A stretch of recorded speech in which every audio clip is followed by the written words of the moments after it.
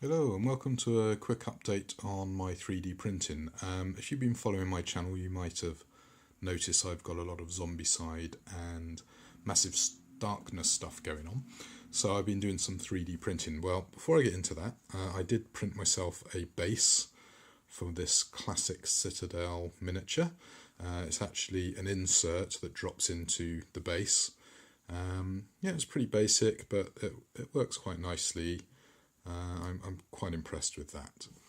In my other videos, you might have seen various nice pieces. So the bone pile. I think I might have shown the bookshelf before, and I've done a large trapdoor. So very useful for obviously Zombicide.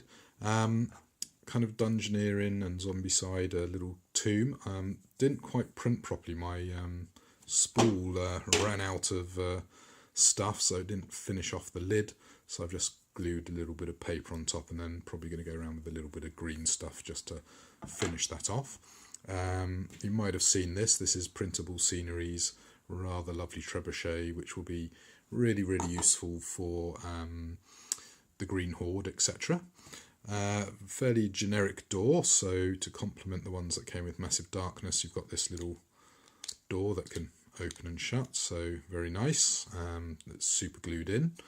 And then my new little project, I'm starting to work on this printable scenery open lock system.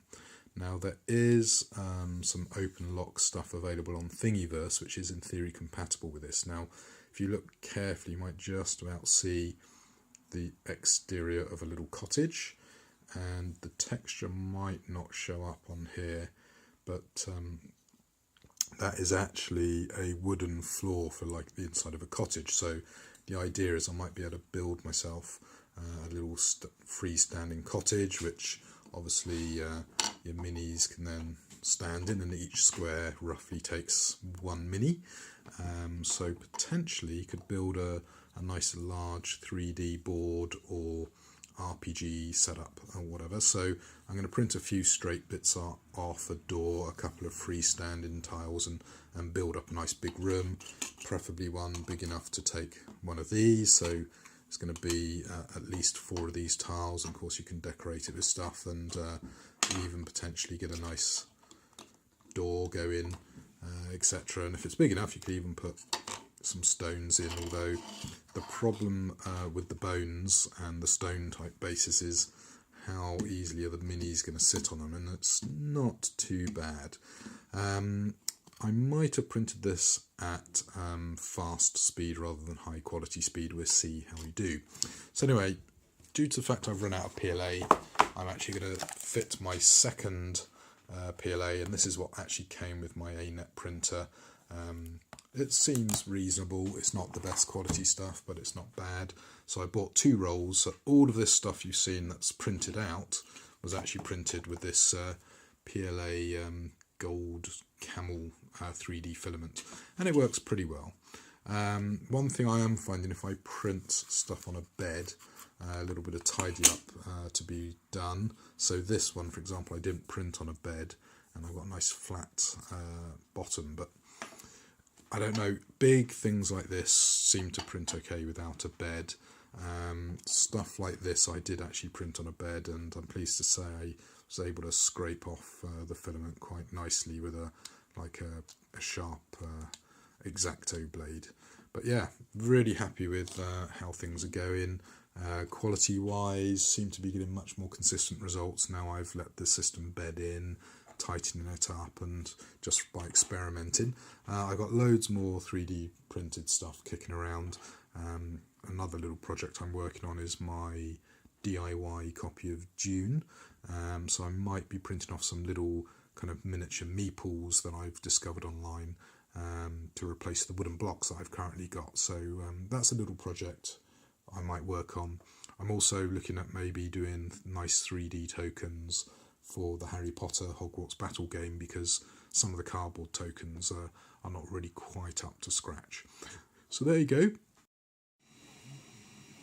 Well, I've been doing a little bit of printing of random objects now. Some of the bits you've got out here you've seen before. For example, I think you might have seen the skull where it jammed and melted the top, so I'm going to have to green stuff or get a flame print and kind of glue it on top there.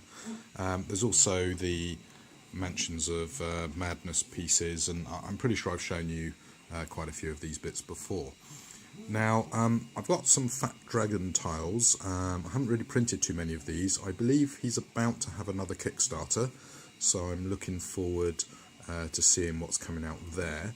I also got some Tilescape stuff. A few bits are still trickling out. I believe they've got another Kickstarter lined up for a sort of miniature line of bits, and you know, they've proven they can do some quite nice miniatures in the past. I've also got a load of Thingiverse stuff, so these files here, this is also the same file, so that's actually the same piece, just printed at different scales. There's also a really nice Zombicide door, so if you've been watching my channel you might have noticed I had Zombicide and Massive Darkness, and this is very similar to the actual official doors. So it's nice that I don't have to print out as many of these as I thought, because I've got the doors, but I can always make more with these. And I've actually put a teeny little green blob here which you can barely see. So that's that. I've produced some 40k bits, and I've sort of been mucking around a bit. So I also printed out a base for my ancient Citadel figure as well, so I was pleased to get that finally based. But I've also got printable scenery stuff, so if I remember correctly, these are printable scenery, so this piece is pretty much finished. This one might need to do a couple of touch-ups too, and it uses the open lock system.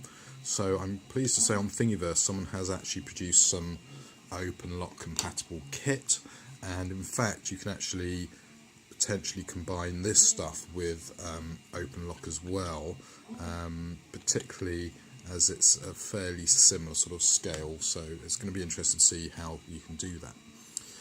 So obviously, as you can see, I've got quite a few dungeon tiles, so printed off a load of dungeon furniture, some of which I think you've seen before.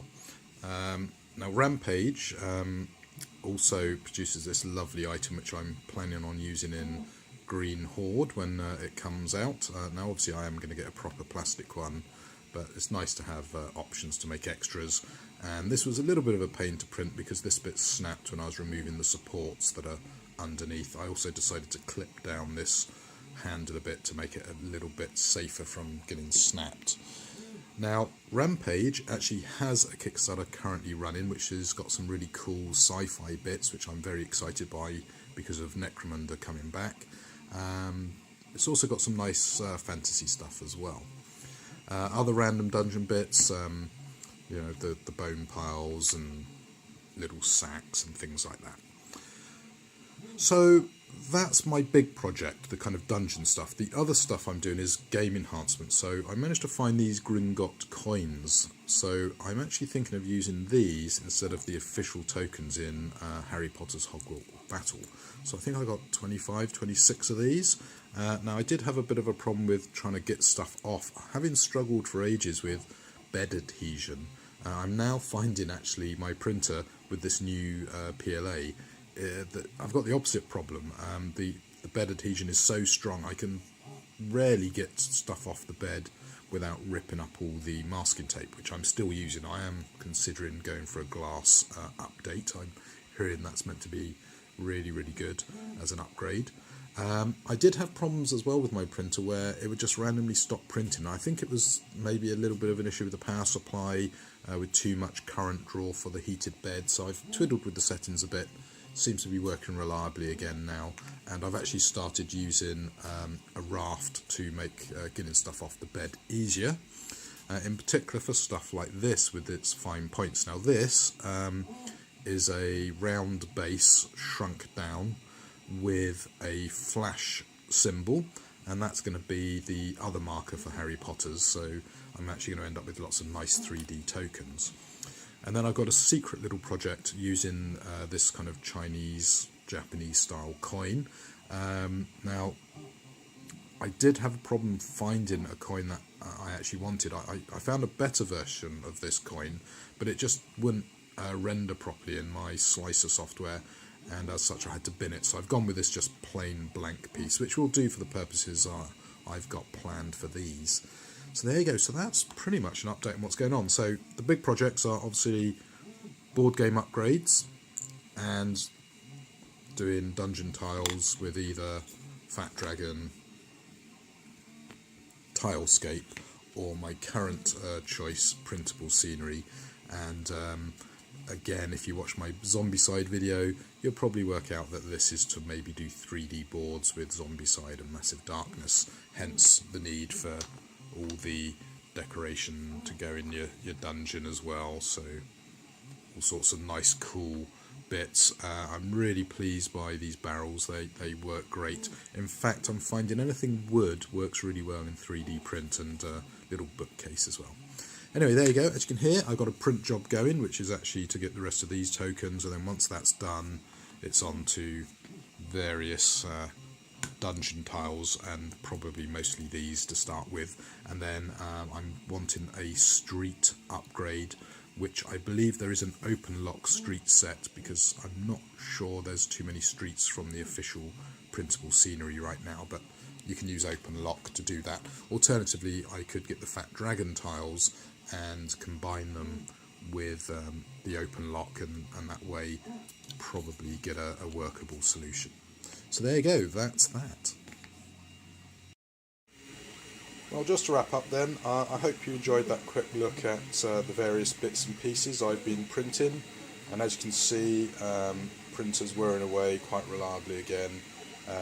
I've actually got it set to have a hot bed and a hot extruder for the first 4 layers. It then drops the temperature of both for subsequent layers.